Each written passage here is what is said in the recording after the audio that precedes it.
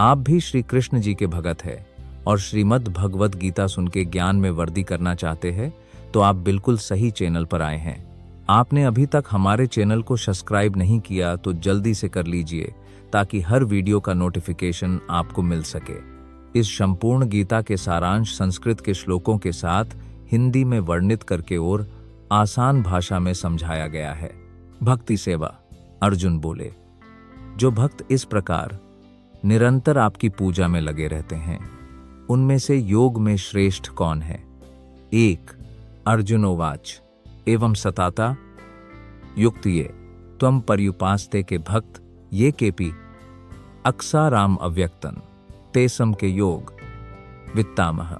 अर्जुन उवाच। अर्जुन ने कहा, एवं इस प्रकार सलता सदैव युक्तः लगे हुए ये वे भक्तः भक्त त्वाम आपकी पर्युपास्ते उचित रूप से पूजा करते हैं ये वे छ भी अप्लाई फिर अक्षरम इंद्रियों से परे अव्यक्तम अव्यक्त तेषाम उनमें से के जो योग वित्तमः सबसे उत्तम। अनुवाद। अर्जुन ने पूछा, कौन अधिक उत्तम माना जाता है? वे जो आपकी भक्ति में उचित रूप से लगे हुए हैं या वे जो निराकार ब्रह्म की पूजा करते हैं? कृष्ण ने अब सगुण, निराकार और विराट की व्याख्या की है और सभी प्रकार के भक्तों और योगियों का वर्णन किया है। सामान्यतः अध्यात्मवादियों को 2 श्रेणियों में विभाजित किया जा सकता है, एक निराकारवादी और दूसरा साकारवादी। साकारवादी भक्त अपनी पूरी शक्ति से परमेश्वर की सेवा में लगा रहता है। निराकारवादी स्वयं को प्रत्यक्ष रूप से कृष्ण की सेवा में नहीं बल्कि निराकार ब्रह्म अव्यक्त के ध्यान में लगाता है। इस अध्याय में हम पाते हैं कि परम सत्य की प्राप्ति की विभिन्न विधियों में भक्ति योग सर्वोच्च है। यदि कोई भगवान का सानिध्य प्राप्त करना चाहता है तो उसे भक्ति का मार्ग अपनाना होगा। जो लोग भक्ति द्वारा प्रत्यक्ष भगवान की पूजा करते हैं वे सगुणवादी कहलाते हैं। जो लोग निराकार ब्रह्म का ध्यान करते हैं वे निराकारवादी कहलाते हैं। यहाँ अर्जुन प्रश्न कर रहा है कि कौन सी स्थिति श्रेष्ठ है। परम सत्य को प्राप्त करने के विभिन्न मार्ग हैं, किंतु कृष्ण इस अध्याय में संकेत करते हैं कि भक्ति योग या उनकी भक्ति सबसे श्रेष्ठ है। यह सबसे प्रत्यक्ष है और भगवान की संगति का सबसे सरल साधन है। दूसरे अध्याय में भगवान बताते हैं कि जीवात्मा भौतिक शरीर नहीं अपितु एक आध्यात्मिक चिंगारी है जो परम सत्य का एक अंश है। 7वें अध्याय में वे जीवात्मा को परम सत्ता का अभिन्न अंग बताते हैं और उसे अपना ध्यान पूर्णतः उसी पर केंद्रित करने की सलाह देते हैं। 8वें अध्याय में कहा गया है कि जो कोई मृत्यु के समय कृष्ण का चिंतन करता है वह तुरंत ही कृष्ण के धाम आध्यात्मिक आकाश में स्थानांतरित हो जाता है। और 6ठे अध्याय के अंत में भगवान कहते हैं कि समस्त योगियों में जो अपने भीतर कृष्ण का चिंतन करता है वह परम सिद्ध माना जाता है। अतः संपूर्ण गीता में कृष्ण के प्रति व्यक्तिगत भक्ति को आध्यात्मिक अनुभूति के सर्वोच्च रूप के रूप में अनुशंसित किया गया है। फिर भी कुछ लोग ऐसे हैं जो अभी भी कृष्ण के निराकार ब्रह्म ज्योति तेज की ओर आकर्षित हैं, जो परम सत्य का सर्वव्यापी रूप है और जो अव्यक्त तथा इंद्रियों की पहुंच से परे है। अर्जुन जानना चाहता है कि इन दोनों प्रकार के अध्यात्मवादियों में से कौन अधिक ज्ञानी है। दूसरे शब्दों में वह अपनी स्थिति स्पष्ट कर रहा है क्योंकि वह भगवान के प्रति आसक्त है। कृष्ण के साकार रूप में आसक्त होना सर्वोत्तम है क्योंकि इससे वह एक ही समय में अन्य सभी रूपों को समझ सकता है और कृष्ण के प्रति उसके प्रेम में कोई विघ्न नहीं पड़ता। अर्जुन द्वारा कृष्ण से पूछा गया यह महत्वपूर्ण प्रश्न परम सत्य की निराकार और साकार धारणाओं के बीच के अंतर को स्पष्ट करेगा। भगवान ने कहा, जो लोग मुझ में मन लगाकर निरंतर ध्यानपूर्वक मेरी पूजा करते हैं वे परम श्रद्धावान हैं, वे मेरे द्वारा परम धर्मात्मा माने जाते हैं। 2 श्री भगवान उवाच मयावेश्य मनो ये मम नित्य युक्त उपास्ते श्रद्धया पर्योपेटस दिमयुक्त तमामता श्री भगवान उवाच। भगवान ने कहा, मयि मुझ में आवेश्य स्थिर करके मन ये जो माम मुझ में नित्य सदैव युक्त लगा हुआ उपासते पूजा करता है, श्रद्धाया श्रद्धा सहित पराया दिव्य उपेतः लगाता है, ते वे में मेरा युक्ततम परम उत्तम मतः मैं विचार करता हूं। अनुवाद। भगवान ने कहा, जिसका मन मेरे साकार रूप में स्थिर रहता है तथा जो सदैव महान एवं दिव्य श्रद्धा के साथ मेरी पूजा में लगा रहता है, वह मेरे द्वारा परम सिद्ध माना जाता है। अर्जुन के प्रश्न के उत्तर में कृष्ण स्पष्ट रूप से कहते हैं कि जो उनके साकार रूप पर ध्यान लगाता है और जो श्रद्धा और भक्ति के साथ उनकी पूजा करता है, योग में समाधि को ही सर्वाधिक उत्तम माना जाता है। ऐसी कृष्ण चेतना में कोई भी भौतिक कार्य नहीं होता, क्योंकि सब कुछ कृष्ण ही करते हैं। एक शुद्ध भक्त निरंतर तत्पर रहता है।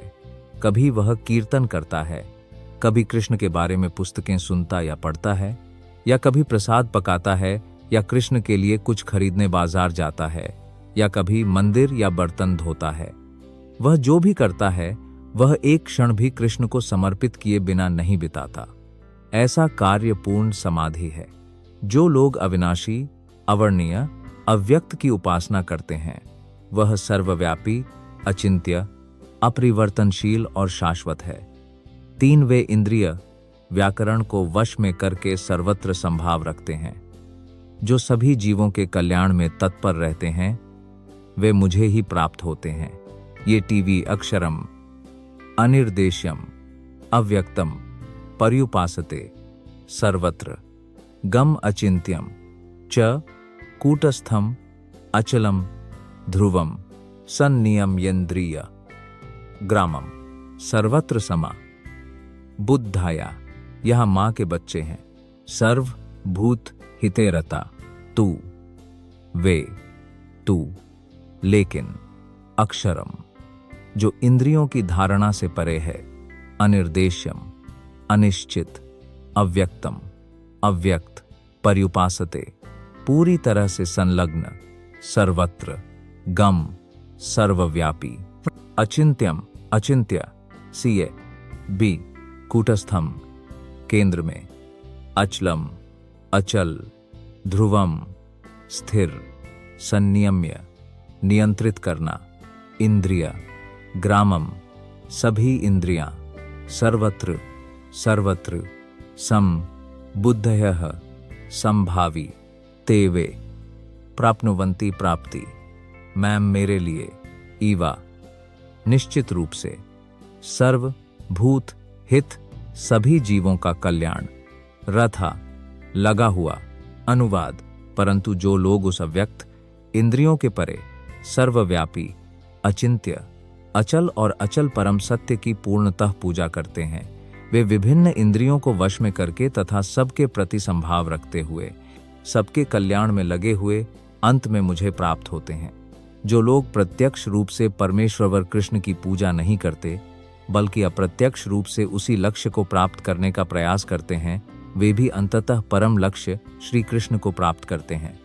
जैसा कि कहा गया है, अनेक जन्मों के बाद ज्ञानी पुरुष वासुदेव को ही सर्वस्व जानकर मेरी शरण में आता है।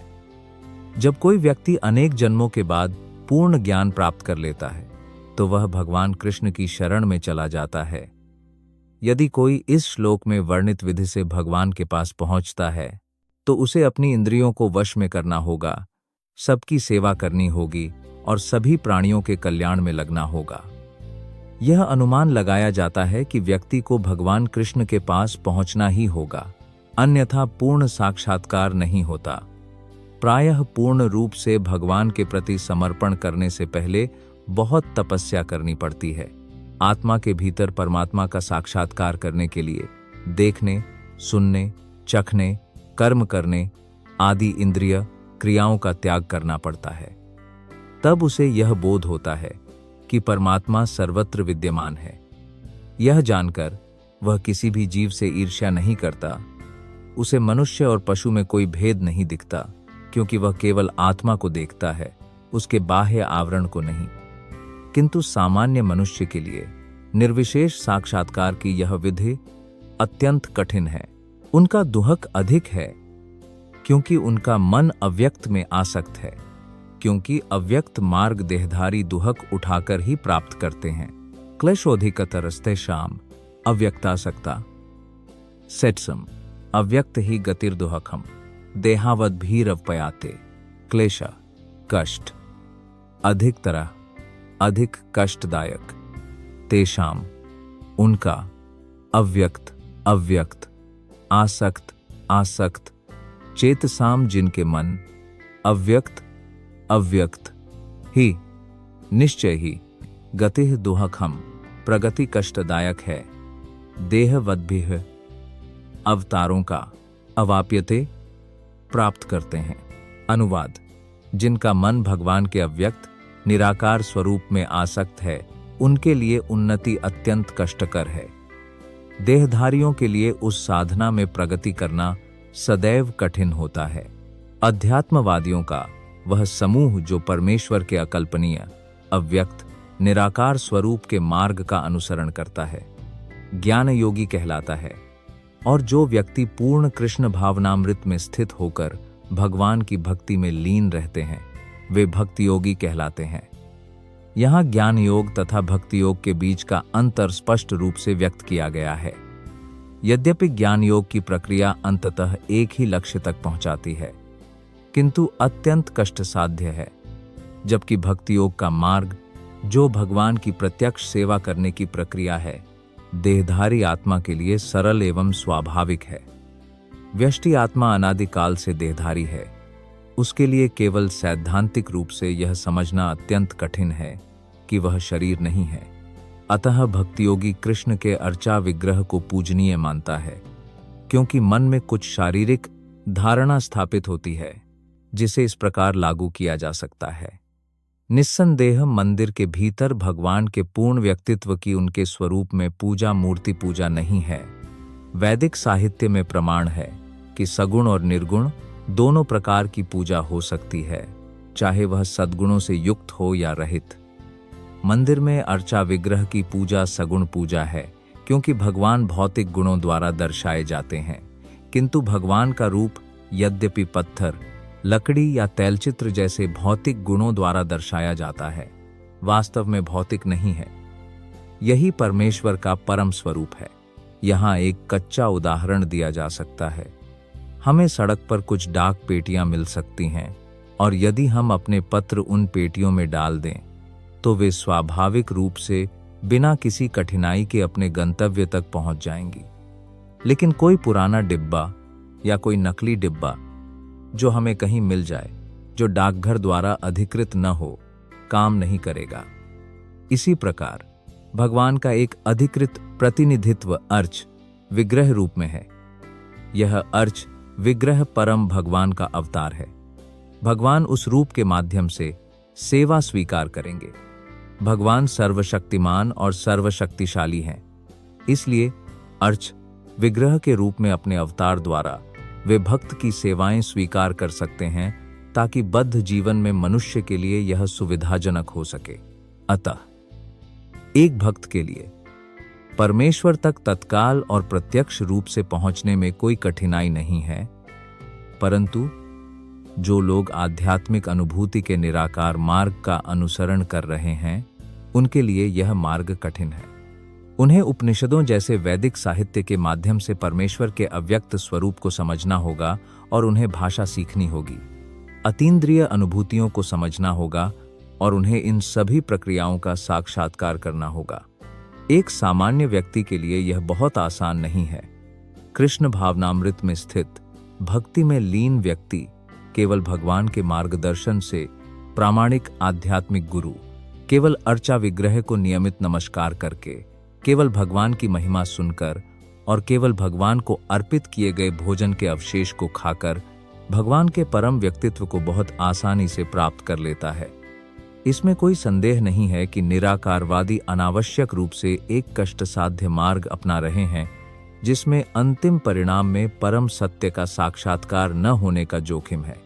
लेकिन साकारवादी बिना किसी जोखिम, परेशानी या कठिनाई के सीधे परम व्यक्तित्व के पास पहुंचता है। श्रीमद् भागवतम में भी ऐसा ही एक प्रसंग आता है। वहां कहा गया है कि यदि किसी को अंततः भगवान के परम व्यक्तित्व की शरण में जाना है, इस शरणागति प्रक्रिया को भक्ति कहते हैं, लेकिन इसके बजाय वह यह समझने का कष्ट उठाता है कि ब्रह्म क्या है और ब्रह्म क्या नहीं है, और अपना पूरा जीवन इसी प्रकार व्यतीत करता है, तो परिणाम केवल कष्ट साध्य होता है। इसलिए यहाँ यह सलाह दी जाती है कि व्यक्ति को आत्म साक्षात्कार के इस कष्ट साध्य मार्ग को नहीं अपनाना चाहिए, क्योंकि अंतिम परिणाम में अनिश्चितता है। जीवात्मा नित्य रूप से एक व्यष्टि आत्मा है, और यदि वह आध्यात्मिक समग्रता में विलीन होना चाहता है तो वह अपनी मूल प्रकृति के शाश्वत और ज्ञानमय पहलुओं का साक्षात्कार तो कर सकता है, परंतु आनंदमय भाग का साक्षात्कार नहीं कर पाता। किसी भक्त की कृपा से ऐसा पारमार्थिक ज्ञान योग की प्रक्रिया में अत्यधिक पारंगत भक्ति योग या भक्ति तक पहुंच सकता है। उस समय निर्विशेषवाद का दीर्घ अभ्यास भी परेशानी का कारण बन जाता है, क्योंकि वह इस विचार का त्याग नहीं कर पाता। इसलिए देहधारी आत्मा अभ्यास के समय और साक्षात्कार के समय, दोनों ही समय अव्यक्त के साथ सदैव कठिनाई में रहती है। प्रत्येक जीव आत्मा आंशिक रूप से स्वतंत्र है, और उसे यह निश्चित रूप से जान लेना चाहिए कि यह अव्यक्त साक्षात्कार उसके आध्यात्मिक आनंदमय स्वरूप के विरुद्ध है। उसे यह प्रक्रिया नहीं अपनानी चाहिए। प्रत्येक जीव के लिए कृष्ण भावनामृत की प्रक्रिया, जिसमें भक्ति में पूर्ण रूप से संलग्न होना आवश्यक है, सर्वोत्तम मार्ग है। यदि कोई इस भक्ति की उपेक्षा करना चाहे तो नास्तिकता की ओर मुड़ने का खतरा है। अतः जैसा कि इस श्लोक में पहले ही कहा जा चुका है, अव्यक्त अचिंत्य पर ध्यान केंद्रित करने की इस प्रक्रिया को, जो इंद्रियों की पहुंच से परे है, कभी भी प्रोत्साहित नहीं किया जाना चाहिए, विशेषकर इस युग में। भगवान कृष्ण इसका उपदेश नहीं देते, परंतु जो लोग अपने संपूर्ण कर्मों को मुझ में त्याग कर मुझ में ही समर्पित हैं, वे अनंत योग से मेरा ध्यान करते हुए मेरी पूजा करते हैं। हे अर्जुन, मैं ही मृत्यु और भवसागर से उनका उद्धार करने वाला हूं। हे अर्जुन, जिनका मन मुझ में स्थिर है, उनके लिए मैं शीघ्र ही ऐसा हो जाऊंगा।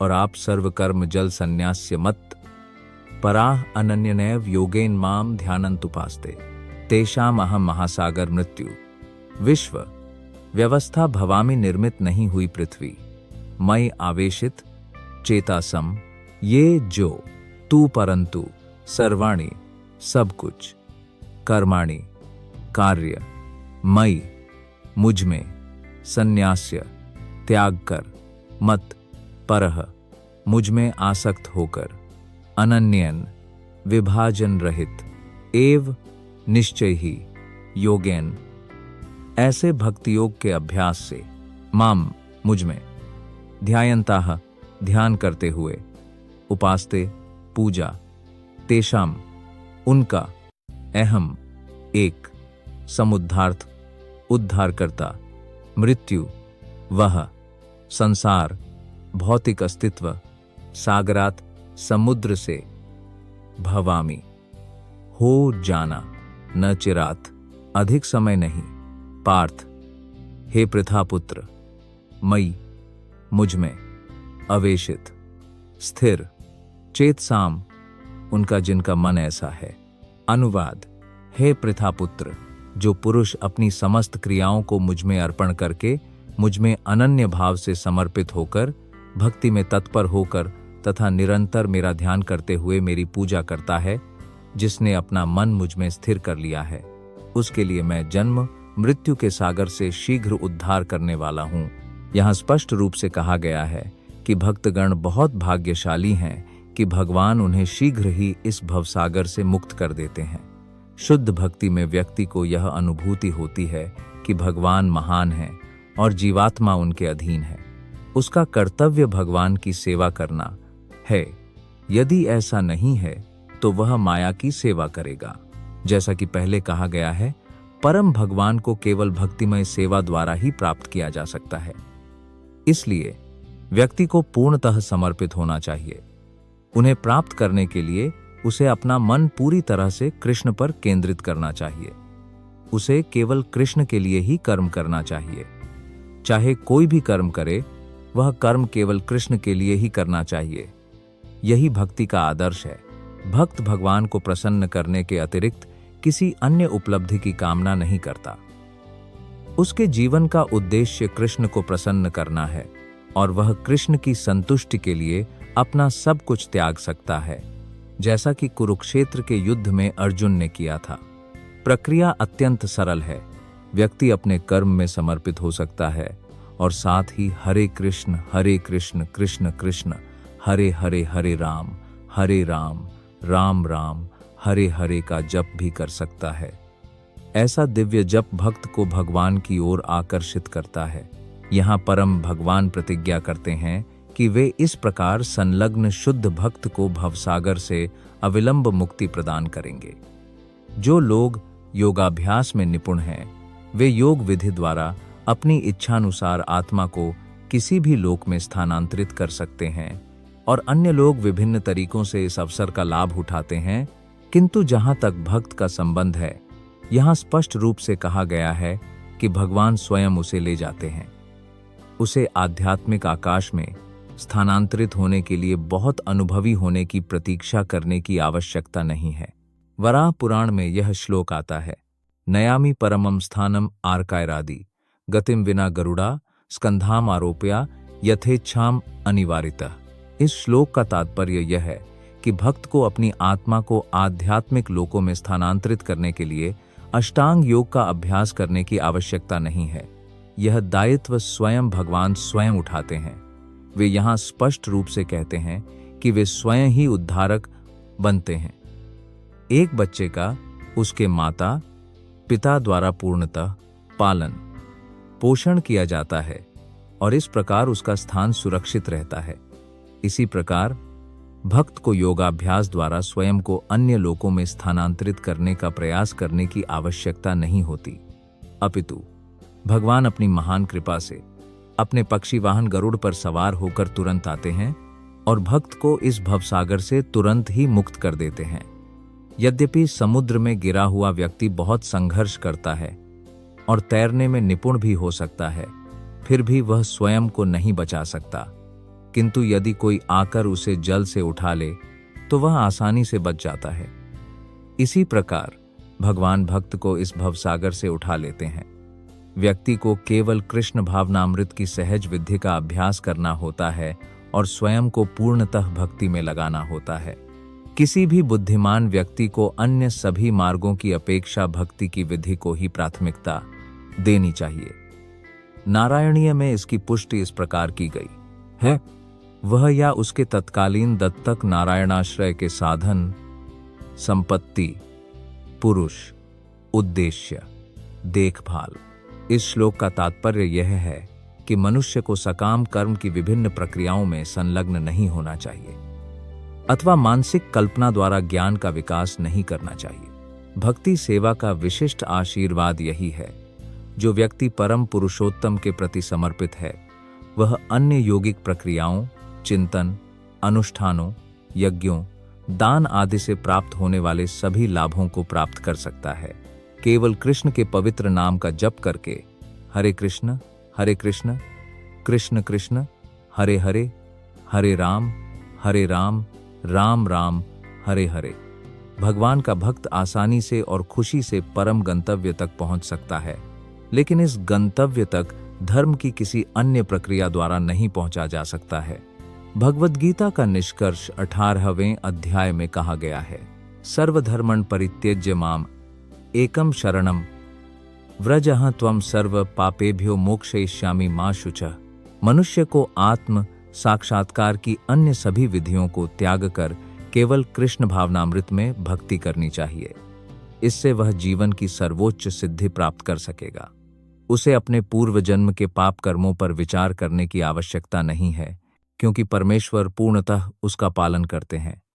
इसलिए उसे आध्यात्मिक प्राप्ति हेतु स्वयं को व्यर्थ ही समर्पित नहीं करना चाहिए। सभी को सर्वशक्तिमान भगवान कृष्ण की शरण ग्रहण करनी चाहिए। यही जीवन की सर्वोच्च सिद्धि है। मुझ में ही अपना मन लगाओ और मुझ में ही अपनी बुद्धि को एकाग्र करो। अब से तुम निःसंदेह मुझ में ही निवास करोगे। प्रभु आपके साथ रहें। मई मेरे लिए ईवा निश्चित रूप से मन अधत्स्व स्थिर मई ऑन मी बुद्धिम बुद्धि निवेशय लागू करें। निवसिष्यसि आप नेतृत्व करें। मई मेरे लिए ईवा निश्चित रूप से अत इसलिए ऊर्ध्वम ऊपर ना कभी नहीं संशय संदेह अनुवाद बस मुझ भगवान में अपना मन स्थिर करो और अपनी सारी बुद्धि मुझ में लगाओ। इस प्रकार तुम निःसंदेह सदैव मुझ में निवास करोगे। जो व्यक्ति भगवान कृष्ण की भक्ति में लीन रहता है वह परमेश्वर के साथ प्रत्यक्ष संबंध में रहता है। अतः इसमें कोई संदेह नहीं कि उसकी स्थिति प्रारंभ से ही दिव्य है। भक्त भौतिक जगत में नहीं रहता, वह कृष्ण में रहता है। भगवान का पवित्र नाम और भगवान एक दूसरे से अभिन्न हैं। अतः जब भक्त हरे कृष्ण का जप करता है तो कृष्ण तथा उनकी अंतर्यामी शक्ति भक्त की जिह्वा पर नृत्य कर रही होती हैं। जब वह कृष्ण को भोजन अर्पित करता है तो कृष्ण उसे प्रत्यक्ष रूप से ग्रहण कर लेते हैं और भक्त बचा हुआ भोजन खाकर कृष्णमय हो जाता है। जो ऐसी सेवा में रत नहीं होता वह यह नहीं समझ सकता कि ऐसा कैसे होता है। यद्यपि गीता तथा अन्य वैदिक साहित्य में इस प्रक्रिया का सुझाव दिया गया है, तब तू मुझ में मन को स्थिर न कर सकेगा। तब हे अर्जुन, अभ्यास के योग से तू मेरी इच्छा करेगा। अथ चित्तम समाधातुम न शक्नोसि मयि स्थिरम। अभ्यास योगेन ये मम इच्छा पतुम धनंजय। अथ यदि इसलिए चित्तम मन समाधातम स्थिरीकरण विख्यात शतरंज सक्षम मुझ पर हमला हो सकता है।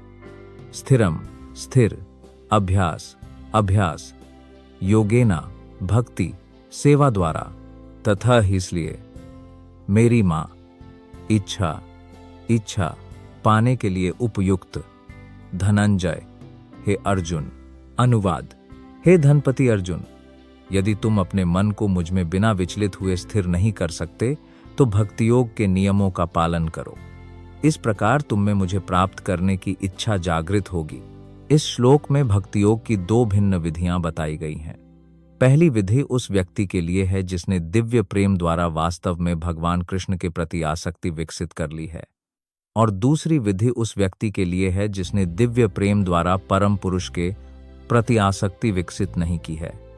इस द्वितीय श्रेणी के लिए भिन्न विधियां हैं, निर्धारित नियम और विनियम, जिनका पालन करके व्यक्ति अंततः कृष्ण के प्रति आसक्ति की अवस्था तक पहुंच सकता है।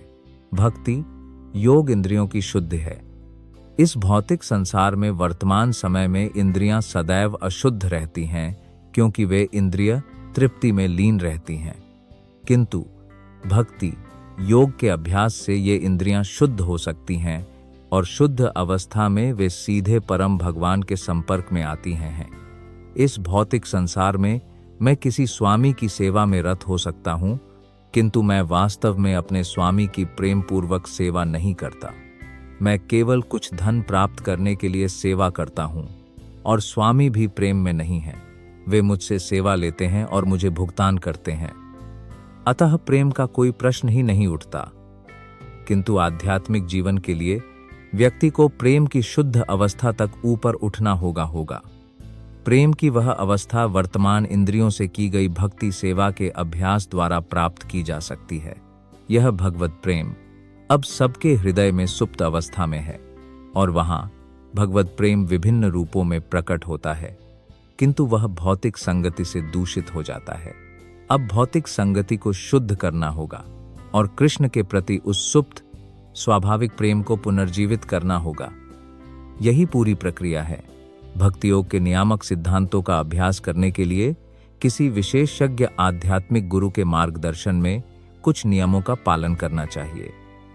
व्यक्ति को प्रातः काल उठना चाहिए, स्नान करना चाहिए, मंदिर में प्रवेश करना चाहिए और प्रार्थना करनी चाहिए तथा हरे कृष्ण का जप करना चाहिए। फिर देवता को अर्पित करने के लिए फूल एकत्र करने चाहिए। देवता को अर्पित करने के लिए भोजन पकाना चाहिए, प्रसाद ग्रहण करना चाहिए इत्यादि। इसके लिए अनेक नियम और विनियम हैं जिनका व्यक्ति को पालन करना चाहिए तथा व्यक्ति को शुद्ध भक्तों से निरंतर भगवद गीता और श्रीमद् भागवतम का श्रवण करना चाहिए। यह अभ्यास किसी भी व्यक्ति को भगवान के प्रेम के स्तर तक उठने में सहायता कर सकता है और तब उसे भगवान के आध्यात्मिक धाम में अपनी प्रगति का विश्वास हो जाता है।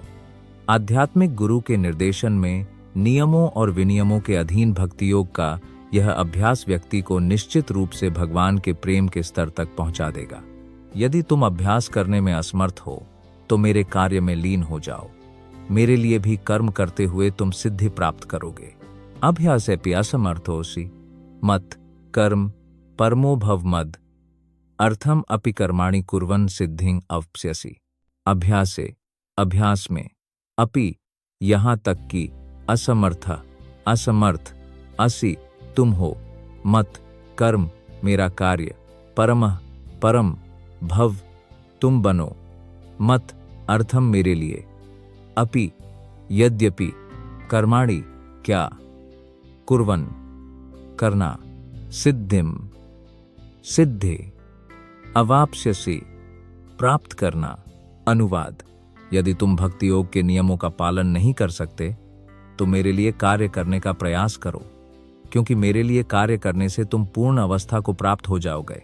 जो व्यक्ति किसी आध्यात्मिक गुरु के मार्गदर्शन में भक्ति योग के नियमों का पालन भी नहीं कर पाता, वह भी परमेश्वर के लिए कार्य करके इस सिद्धि अवस्था तक पहुंच सकता है। यह कार्य कैसे किया जाए, यह 11वें अध्याय के 55वें श्लोक में पहले ही समझाया जा चुका है। कृष्ण भावनामृत के प्रचार प्रसार के प्रति सहानुभूति रखनी चाहिए। ऐसे अनेक भक्त हैं जो कृष्ण भावनामृत के प्रचार प्रसार में लगे हैं और उन्हें सहायता की आवश्यकता है। अतः यदि कोई व्यक्ति भक्ति योग के नियमों का प्रत्यक्ष रूप से पालन नहीं कर सकता तो भी वह ऐसे कार्य में सहायता करने का प्रयास कर सकता है। प्रत्येक प्रयास के लिए भूमि, पूंजी, संगठन और श्रम की आवश्यकता होती है। जिस प्रकार व्यवसाय में रहने के लिए स्थान, उपयोग के लिए पूंजी और श्रम की आवश्यकता होती है और विस्तार के लिए किसी संगठन की आवश्यकता होती है, इसलिए कृष्ण की सेवा में भी यही आवश्यक है। अंतर केवल इतना है कि भौतिकवाद में व्यक्ति इंद्रिय तृप्ति के लिए कार्य करता है, हालांकि वही कार्य कृष्ण की संतुष्टि के लिए किया जा सकता है और वह आध्यात्मिक कार्य है। यदि किसी के पास पर्याप्त धन है तो वह कृष्ण भावनामृत के प्रचार हेतु कोई कार्यालय या मंदिर बनवाने में सहायता कर सकता है या वह प्रकाशन में सहायता कर सकता है। कार्यकलाप के विविध क्षेत्र हैं और व्यक्ति को ऐसे कार्यों में रुचि होनी चाहिए। यदि कोई ऐसे कार्यों के फल का त्याग नहीं कर सकता तो वही व्यक्ति कृष्ण भावनामृत के प्रचार हेतु कुछ प्रतिशत त्याग कर सकता है। कृष्ण भावनामृत के लिए यह स्वैच्छिक सेवा व्यक्ति को भगवान के प्रति प्रेम की उच्चतर अवस्था तक पहुंचने में सहायता करेगी, जहां वह सिद्ध हो जाता है। परंतु यदि तू यह भी करने में असमर्थ है तो मेरे योग का आश्रय लेकर संयम पूर्वक समस्त कर्मों के फलों का त्याग कर। मुझे खेद है, कर्तुम मद योगम आश्रितः सर्व कर्म फल त्यागम तात कुरु यातात्मवान। अथ यद्यपि एतत्यह अपि भी अशक्तः असमर्थ असि तुम हो कर्तुम करने के लिए, मत मेरी ओर योगम भक्ति आश्रितः शरण सर्व कर्म सभी कार्य फल परिणाम त्यागम त्याग के लिए ततः है इसलिए कुरु करो यत आत्मवान स्वस्थित। अनुवाद: यदि फिर भी आप इस चेतना में कार्य करने में असमर्थ हैं तो अपने कार्य के सभी परिणामों को त्याग कर कार्य करने का प्रयास करें और आत्मस्थित होने का प्रयास करें। हो सकता है कि व्यक्ति सामाजिक, पारिवारिक या धार्मिक कारणों से या अन्य किसी बाधा के कारण कृष्ण भावनामृत के कार्यों के प्रति सहानुभूति भी न रख पाए। यदि कोई स्वयं को कृष्ण भावनामृत के कार्यों से प्रत्यक्ष रूप से जोड़ता है तो परिवार के सदस्यों की ओर से आपत्ति हो सकती है या अन्य कई कठिनाइयां आ सकती हैं। जिस व्यक्ति को ऐसी समस्या हो उसे सलाह दी जाती है कि वह अपने कर्मों के संचित फल को किसी अच्छे कार्य के लिए त्याग दे। ऐसी प्रक्रियाओं का वर्णन वैदिक नियमों में मिलता है। यज्ञों और पुमुंडी के विशेष कार्यों या विशेष कार्यों का अनेक वर्णन है जिनमें व्यक्ति के पूर्व कर्मों के फल को लगाया जा सकता है। इस प्रकार व्यक्ति धीरे धीरे ज्ञान की अवस्था तक पहुंच सकता है। यह भी पाया जाता है कि जब कोई व्यक्ति जो कृष्ण भावनामृत के कार्यों में रुचि भी नहीं रखता किसी अस्पताल या किसी अन्य सामाजिक संस्था को दान देता है तो वह अपने कर्मों के कठिन परिश्रम से अर्जित फल को त्याग देता है। यहां इसकी भी अनुशंसा की गई है, क्योंकि अपने कर्मों के फलों को त्यागने के अभ्यास से व्यक्ति का मन धीरे धीरे शुद्ध हो जाता है और मन की उस शुद्ध अवस्था में व्यक्ति कृष्ण भावनामृत को समझने में सक्षम हो जाता है। निस्संदेह कृष्ण भावनामृत किसी अन्य अनुभव पर निर्भर नहीं है, क्योंकि कृष्ण भावनामृत स्वयं ही व्यक्ति के मन को शुद्ध कर सकता है। किंतु यदि कृष्ण भावनामृत में बाधाएं हैं तो व्यक्ति अपने कर्म के फल को त्यागने का प्रयास कर सकता है। इस दृष्टि से समाज सेवा, सामुदायिक सेवा, राष्ट्र सेवा, अपने देश के लिए त्याग आदि को स्वीकार किया जा सकता है ताकि किसी दिन व्यक्ति परम भगवान की शुद्ध भक्ति की अवस्था तक पहुंच सके। भगवद गीता में हम पाते हैं कि यह कहा गया है, यत् प्रवृत्तिर भूतानाम। यदि कोई परम कारण के लिए यज्ञ करने का निर्णय करता है, भले ही वह यह न जानता हो कि परम कारण कृष्ण हैं, तो भी वह यज्ञ विधि द्वारा धीरे धीरे यह समझ जाएगा कि कृष्ण ही परम कारण हैं, ज्ञान अभ्यास से श्रेष्ठ है और ज्ञान संख्याओं से श्रेष्ठ है। ध्यान से कर्मफल का त्याग होता है और त्याग से शांति प्राप्त होती है। श्रेयो हि जन्म अभ्यास ज्ञानात् ध्यानम विशिष्यते। ध्यान क्रिया पुरस्कार पुरस्कार त्यागात् क्षैन्तिरनन्तरम। श्रेयः श्रेष्ठ ही निश्चय ही ज्ञानम ज्ञान अभ्यासात् अभ्यास से ज्ञानात् ज्ञान से भी श्रेष्ठ ध्यानम ध्यान विशिष्यते विशेष रूप से माना गया ध्यानात् ध्यान से कर्म फल त्याग कर्म फलों का त्याग त्यागात ऐसे त्याग से शांति शांति अनंतरम तत्पश्चात। अनुवाद: यदि तुम इस अभ्यास को नहीं अपना सकते तो ज्ञान के अनुशीलन में लग जाओ, किंतु ज्ञान से भी श्रेष्ठ है ध्यान और ध्यान से भी श्रेष्ठ है कर्म फलों का त्याग, क्योंकि ऐसे त्याग से ही मन की शांति प्राप्त होती है। जैसा कि पिछले श्लोकों में बताया गया है, भक्ति दो प्रकार की होती है, नियमित नियमों का मार्ग और भगवान के प्रेम में पूर्ण आसक्ति का मार्ग। जो लोग वास्तव में कृष्ण भावनामृत के सिद्धांतों का पालन करने में सक्षम नहीं हैं, उनके लिए ज्ञान का विकास करना श्रेष्ठ है, क्योंकि ज्ञान से ही व्यक्ति अपनी वास्तविक स्थिति को समझ सकता है। धीरे धीरे ज्ञान विकसित होकर ध्यान की अवस्था तक पहुंचेगा। ध्यान द्वारा व्यक्ति क्रमिक प्रक्रिया द्वारा भगवान को समझ सकता है। ऐसी प्रक्रियाएं हैं जो व्यक्ति को यह बोध कराती हैं कि वह स्वयं ही परम है, और यदि व्यक्ति भक्ति में लीन होने में असमर्थ है तो उस प्रकार का ध्यान उपयुक्त है। यदि कोई इस प्रकार ध्यान करने में समर्थ नहीं है तो वैदिक साहित्य में ब्राह्मणों, वैश्यों और शूद्रों के लिए निर्धारित कर्तव्य हैं, जिनका विवरण हमें भगवद गीता के अगले अध्याय में मिलेगा। किंतु सभी अवस्थाओं में व्यक्ति को कर्म के फल का त्याग करना चाहिए। इसका अर्थ है कर्म के फल को किसी अच्छे कार्य में लगाना। संक्षेप में, सर्वोच्च लक्ष्य भगवान तक पहुंचने के लिए दो प्रक्रियाएं हैं। एक प्रक्रिया क्रमिक विकास द्वारा है और दूसरी प्रक्रिया प्रत्यक्ष है। कृष्ण भावनामृत में भक्ति प्रत्यक्ष विधि है और दूसरी विधि में अपने कर्मों के फलों का त्याग करना शामिल है। तब व्यक्ति ज्ञान की अवस्था में, फिर ध्यान की अवस्था में, फिर परमात्मा को समझने की अवस्था में और फिर भगवान की अवस्था में पहुंच सकता है। व्यक्ति या तो चरणबद्ध प्रक्रिया अपना सकता है या प्रत्यक्ष मार्ग। प्रत्यक्ष प्रक्रिया सभी के लिए संभव नहीं है, अतः अप्रत्यक्ष विधि भी अच्छी है। हालांकि यह समझना चाहिए कि अप्रत्यक्ष विधि अर्जुन के लिए अनुशंसित नहीं है, क्योंकि वह पहले से ही परमेश्वर की प्रेममयी भक्ति की अवस्था में है। यह उन लोगों के लिए है जो इस अवस्था में नहीं है। उनके लिए त्याग, ज्ञान, ध्यान और परमात्मा तथा ब्रह्म के साक्षात्कार की क्रमिक प्रक्रिया का पालन किया जाना चाहिए। लेकिन जहां तक भगवद गीता का संबंध है, इसमें प्रत्यक्ष विधि पर ही बल दिया गया है। सभी को प्रत्यक्ष विधि अपनाने और भगवान कृष्ण की शरण में जाने का परामर्श दिया गया है।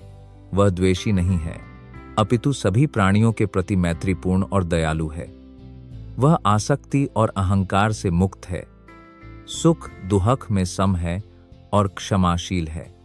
योगी सदैव संतुष्ट, संयमी और अपने निश्चय में दृढ़ रहता है। जिसने अपना मन और बुद्धि मुझे समर्पित कर दिया है और जो मेरा भक्त है वह मुझे प्रिय है। अद्वेष्ला सर्वभूतानां मैत्रः करुणा ईवासीये निर्ममो निर्हणकरः सामा दुखा सुखा मुझे खेद है। सांतुष्टा सततम योगी यतात्मा दृढ़ निश्चय मय अर्पिता मनो बुद्धिर यो मद भक्तः सामे प्रियः। अवेष्टा ईर्ष्या न करने वाला, सर्व भूतानाम सभी जीवों के प्रति, मैत्रः मित्रवत, करुणा कृपापूर्वक, एव निश्चय ही च भी, निर्ममः स्वामित्व की भावना से रहित, निरहंकारः अहंकार रहित, समसमान, दुहगः संकट, सुख सुख, क्षामिक क्षमाशील, संतुष्टः संतुष्ट, सततम संतुष्ट, योगी भक्ति में रत, यथा आत्मा प्रयत्नशील, दृढ़ निश्चयः दृढ़ निश्चय के साथ, मई मुझ पर, अर्पित लगा हुआ, मनः मन, बुद्धिः बुद्धिमान, यह जो, मत भक्तः मेरा भक्त, सह में प्रियः वह मुझे प्रिय है। अनुवाद, जो ईर्ष्या नहीं करता किंतु समस्त जीवों का दयालु मित्र है, जो अपने को स्वामी नहीं मानता, जो अहंकार से रहित है, सुख दुहख में सम रहता है, जो सदैव संतुष्ट रहता है तथा दृढ़ निश्चय के साथ भक्ति में लगा रहता है, तथा जिसका मन और बुद्धि मेरे साथ एकरस रहते हैं, वह मुझे अत्यंत प्रिय है। शुद्ध भक्ति की बात पर पुनः आते हुए भगवान इन दोनों श्लोकों में एक शुद्ध भक्त के दिव्य गुणों का वर्णन कर रहे हैं। एक शुद्ध भक्त किसी भी परिस्थिति में विचलित नहीं होता, न ही वह किसी से ईर्ष्या करता है, न ही कोई भक्त अपने शत्रु का शत्रु बनता है। वह सोचता है कि कोई उसके अपने पिछले दुष्कर्मों के कारण उसका शत्रु बन रहा है, इसलिए विरोध करने की अपेक्षा कष्ट सहना बेहतर है। श्रीमद् भागवतम में कहा गया है, तत्तेनुकंपासु समीक्ष्यमानो। जब भी कोई भक्त संकट में होता है या कठिनाई में पड़ जाता है, तो वह सोचता है कि यह उस पर भगवान की कृपा है। वह सोचता है, मेरे पिछले दुष्कर्मों के कारण मुझे अब जो कष्ट सहना पड़ रहा है, उससे कहीं अधिक कष्ट सहना चाहिए था। अतः यह परमेश्वर की कृपा है कि मुझे वह पूरा दंड नहीं मिल रहा है जिसके मैं हकदार हूं। भगवान की कृपा से मुझे बस थोड़ा सा दंड मिल रहा है। इसलिए वह अनेक कष्टदायक परिस्थितियों में भी सदैव शांत, स्थिर और धैर्यवान रहता है। भक्त सदैव सबके प्रति, यहां तक कि अपने शत्रु के प्रति भी दयालु होता है। निर्मम का अर्थ है कि भक्त शरीर की शांति और कष्ट को अधिक महत्व नहीं देता, क्योंकि वह भली भांति जानता है कि वह भौतिक शरीर नहीं है। वह शरीर से तादात्म्य नहीं रखता, इसलिए वह मिथ्या अहंकार से मुक्त हो जाता है और सुख दुहक दोनों में सम रहता है। वह सहनशील होता है और परमेश्वर की कृपा से जो कुछ भी प्राप्त होता है उसी में संतुष्ट रहता है। वह किसी वस्तु को प्राप्त करने के लिए बहुत अधिक प्रयास नहीं करता, इसलिए वह सदैव आनंदित रहता है। वह पूर्णतः सिद्ध योगी है, क्योंकि वह निर्देशों में स्थिर रहता है। वह गुरु से प्राप्त ज्ञान से युक्त है। और चूंकि उसकी इंद्रियां वश में हैं, अतः वह दृढ़ निश्चयी है। वह मिथ्या तर्क से विचलित नहीं होता, क्योंकि कोई भी उसे भक्ति के दृढ़ निश्चय से विचलित नहीं कर सकता। वह पूर्णतः सचेतन है कि कृष्ण ही शाश्वत भगवान है, अतः कोई भी उसे विचलित नहीं कर सकता। उसकी सभी योग्यताएं उसे पूर्णतः परमेश्वर पर निर्भर रहने में सक्षम बनाती हैं। भक्ति का ऐसा आदर्श निस्संदेह अत्यंत दुर्लभ है, किंतु भक्त भक्ति के नियमों का पालन करके उस अवस्था को प्राप्त कर लेता है। इसके अतिरिक्त भगवान कहते हैं कि ऐसा भक्त उन्हें अत्यंत प्रिय है, क्योंकि भगवान पूर्ण कृष्ण भावनामृत में उसके सभी कार्यों से सदैव प्रसन्न रहते हैं। जिससे संसार नहीं डरता और जो संसारों से डरता है, जो हर्ष, क्रोध, भय और चिंता से रहित है, वह मुझे प्रिय है। यास्मा नोद्वियते लोको लोकन नोद्विजाते सिए। यह हर्षमर्ष भयोद्वेगैर मुक्तो यह सा सिए में प्रिय है। यस्मात् जिससे, न कभी नहीं, उद्विजते व्याकुल करता है, लोकः व्यक्तियों, लोकात व्यक्तियों, न कभी नहीं, अद्विजते व्याथित, च भी यह कोई भी, हर्ष, सुख, अमरश, संकट, भय उद्वेगे है चिंता से, मुक्तः मुक्त, यह जो, सह कोई भी, चै भी, में मेरा, प्रिय अत्यंत प्रिय। अनुवाद: जिसके कारण कोई कष्ट में नहीं पड़ता, जो चिंता से विचलित नहीं होता, जो सुख दुहक में स्थिर रहता है, वह मुझे अत्यंत प्रिय है। भक्त की कुछ योग्यताएं आगे बताई जा रही हैं। ऐसा भक्त किसी को भी कठिनाई, चिंता, भय या असंतोष में नहीं डालता। चूंकि भक्त सबके प्रति दयालु होता है, इसलिए वह ऐसा व्यवहार नहीं करता जिससे दूसरों को चिंता हो। साथ ही यदि कोई भक्त को चिंता में डालने की कोशिश करता है, तो वह विचलित नहीं होता। यह प्रभु की कृपा है कि वह भक्त इतना अभ्यस्त हो जाता है कि उसे किसी भी बाह्य विघ्न से व्याकुलता नहीं होती। वस्तुतः चूंकि भक्त सदैव कृष्ण भावनामृत में लीन रहता है और भक्ति में रत रहता है, इसलिए ऐसी कोई भी भौतिक परिस्थिति उसे आकर्षित नहीं कर सकती। सामान्यतः भौतिकवादी व्यक्ति तब बहुत प्रसन्न होता है जब उसके और उसके शरीर के लिए कुछ न कुछ उपलब्ध हो, किंतु जब वह देखता है कि दूसरों के पास अपनी इंद्रिय तृप्ति के लिए कुछ है और उसके पास नहीं, तो उसे दुहक और ईर्ष्या होती है। जब वह किसी शत्रु से प्रतिशोध की आशा करता है, तो वह भयभीत होता है, और जब वह किसी कार्य को सफलतापूर्वक संपन्न नहीं कर पाता, तो वह निराश हो जाता है। किंतु भक्त इन सभी विघ्नों से सदैव परे रहता है, इसलिए वह कृष्ण को अत्यंत प्रिय है। वह निःस्वार्थ, शुद्ध, समर्थ, उदासीन और दुहक से रहित है, जो समस्त आरंभों का त्याग करके मेरा भक्त है। वह मुझे प्रिय है। अनापेक्षः शुचिर्दक्ष, उदासीनो गता, व्यथाः सर्वरंभा, परित्यागी यो मद, भक्ताः सामे प्रियः, अनापेक्ष, न्यूट्रल, सख, पूरे, डाक्ष, एक्सपर्ट, उदासीनाः, फ्री फ्रॉम केयर, गता, व्यथाः, फ्रीड फ्रॉम ऑल डिस्ट्रेस, सर्व, आरंभा, ऑल एंडेवर्स, परित्यागी, रिनाउंसर, यह अन्योन, मत, भक्तः, माई देवोटी, स, हे, में, प्रियाः, वेरी डियर।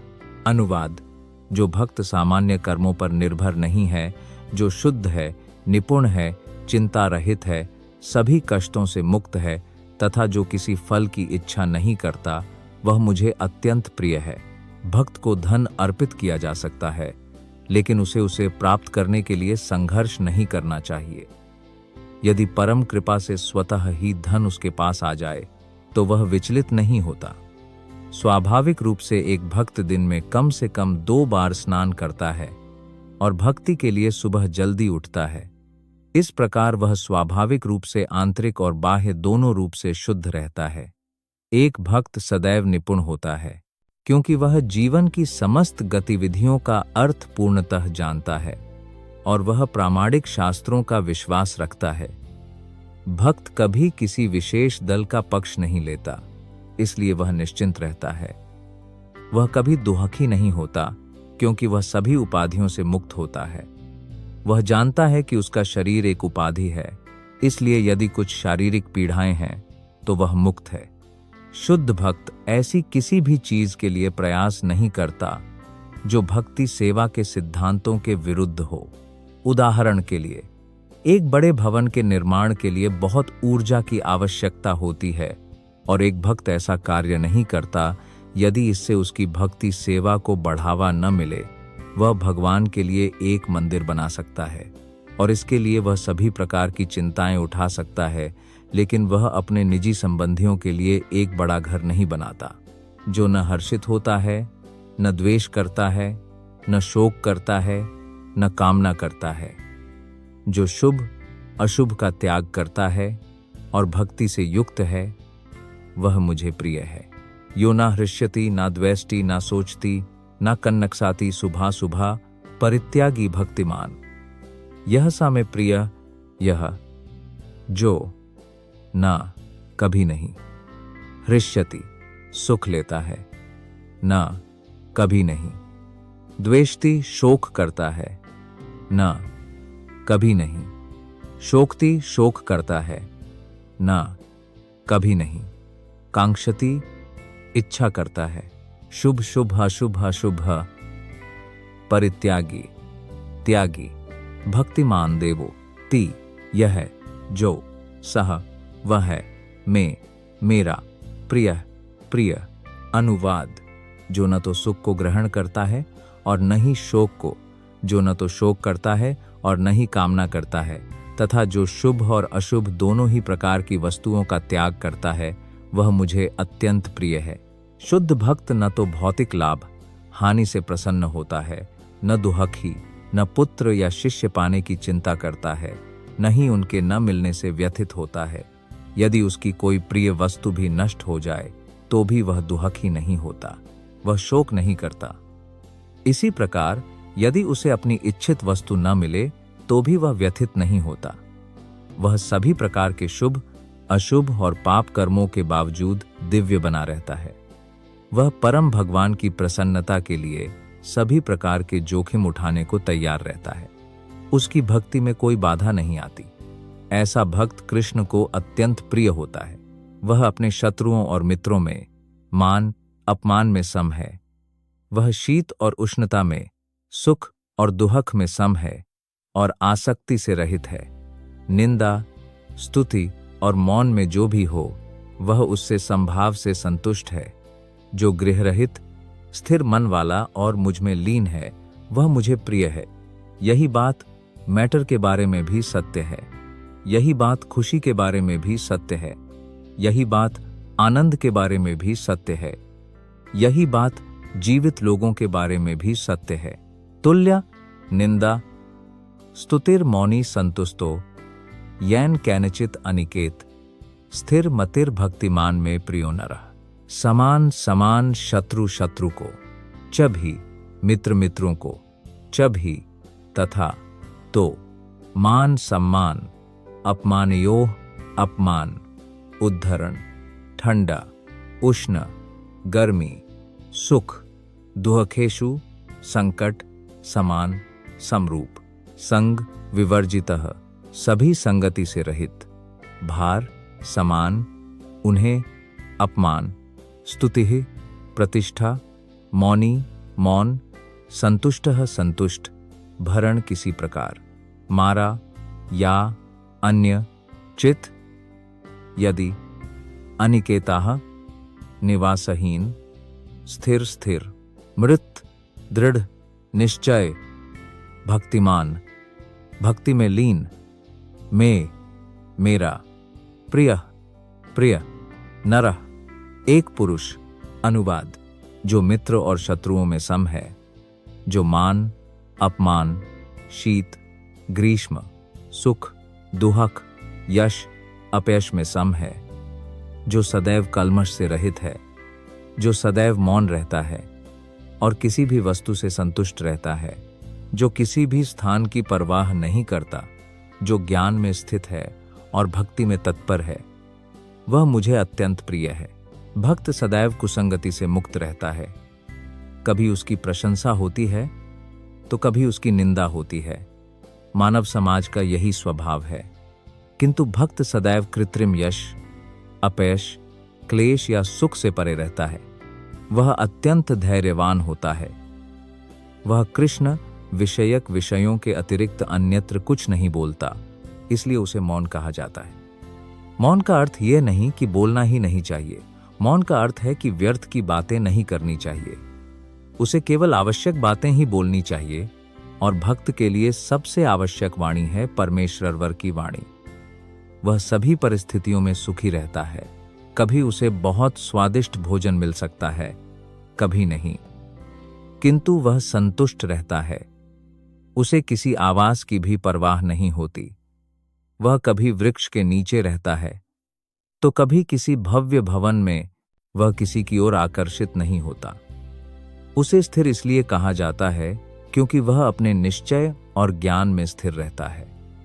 भक्त की योग्यताओं के वर्णन में हमें कुछ दोहराव मिल सकता है, लेकिन यह केवल इस तथ्य का उदाहरण देने के लिए है कि एक भक्त को ये सभी योग्यताएं अवश्य प्राप्त करनी चाहिए।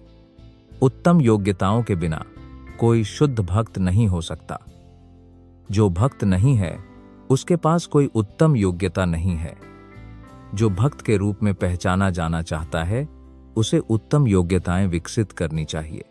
निःसंदेह वह इन योग्यताओं को प्राप्त करने के लिए बाह्य प्रयास नहीं करता, बल्कि कृष्ण भावनामृत और भक्ति में संलग्न होने से स्वतः ही उन्हें विकसित करने में उसकी मदद करता है। परंतु जो लोग इस धर्मरूपी अमृत को ऊपर वर्णित रीति से भजते हैं, वे मुझमें श्रद्धा रखने वाले और मुझमें लीन रहने वाले भक्त मुझे अत्यंत प्रिय हैं। आप ही सभी बुराइयों का कारण हैं। यथोक्तम पर्युपस्ते श्रद्धा धना मत परमा। भक्त तो वही हैं जो हैं ये, जो, तू, परंतु, धर्म्य, उदारता, अमृतम, समझ, इदम, यह है, यथा, जैसा, उक्तम, कहा, पर्युपासते, पूर्णतः संलग्न, श्रद्धा, दधानाहा, श्रद्धापूर्वक, मत, परमः, परमेश्वर को सर्वस्व मानकर, भक्त, भक्त, ते ऐसे व्यक्ति, अतीव, अत्यंत, मैं, मुझे, प्रिय, प्रिय। जो व्यक्ति इस अविनाशी भक्ति मार्ग का अनुसरण करता है और मुझे अपना परम लक्ष्य मानकर पूर्ण श्रद्धा से अपने को समर्पित करता है, वह मुझे अत्यंत प्रिय है। इस अध्याय में सनातन धर्म अर्थात भगवान तक पहुंचने के लिए दिव्य सेवा की विधि का वर्णन दिया गया है। यह विधि भगवान को अत्यंत प्रिय है और वे ऐसे व्यक्ति को स्वीकार करते हैं जो ऐसी विधि में रत रहता है। अर्जुन ने यह प्रश्न उठाया था कि कौन श्रेष्ठ है, निराकार ब्रह्म के मार्ग में रत या भगवान की साक्षात सेवा में रत, और भगवान ने उसे इतनी स्पष्टता से उत्तर दिया कि इसमें कोई संदेह नहीं रह जाता कि भगवान की भक्ति सभी आध्यात्मिक अनुभूतियों में सर्वश्रेष्ठ है। दूसरे शब्दों में इस अध्याय में यह निर्णय दिया गया है कि उत्तम संगति से व्यक्ति शुद्ध भक्ति में आसक्ति विकसित करता है और इस प्रकार एक प्रामाणिक गुरु को स्वीकार करता है और उनसे श्रद्धा, आसक्ति और भक्ति के साथ भक्ति के विधि विधानों का श्रवण, कीर्तन और पालन करना प्रारंभ करता है और इस प्रकार भगवान की दिव्य सेवा में रत हो जाता है। इस अध्याय में इसी मार्ग की अनुशंसा की गई है। अतः इसमें कोई संदेह नहीं कि आत्म साक्षात्कार भगवान की प्राप्ति के लिए भक्ति ही एकमात्र परम मार्ग है। इस अध्याय में वर्णित परम सत्य की निर्विशेष धारणा केवल उस समय तक ही अनुशंसित है जब तक व्यक्ति आत्म साक्षात्कार के लिए स्वयं को समर्पित कर देता है। दूसरे शब्दों में, जब तक व्यक्ति को किसी शुद्ध भक्त की संगति का अवसर नहीं मिलता, तब तक निर्विशेष धारणा लाभदायक हो सकती है। परम सत्य की निर्विशेष धारणा में व्यक्ति निष्फल कर्म करता है, ध्यान करता है और आत्मा तथा पदार्थ को समझने के लिए ज्ञान का संवर्धन करता है। यह तब तक आवश्यक है जब तक व्यक्ति किसी शुद्ध भक्त की संगति में न हो। सौभाग्यवश यदि कोई व्यक्ति शुद्ध भक्ति में कृष्ण भावनामृत में लीन होने की प्रत्यक्ष इच्छा विकसित कर लेता है तो उसे आध्यात्मिक अनुभूति में चरणबद्ध प्रगति से गुजरने की आवश्यकता नहीं होती। भगवद गीता के मध्य के 6 अध्यायों में वर्णित भक्ति सेवा अधिक अनुकूल है। शरीर और आत्मा को एक साथ रखने के लिए सामग्री की चिंता न करें, क्योंकि भगवान की कृपा से सब कुछ स्वचालित रूप से किया जाता है। ले उपाय वोशिछि। इस प्रकार भक्ति विषयक श्रीमद् भगवद गीता के 12वें अध्याय का भक्ति वेदांत तात्पर्य समाप्त होता है।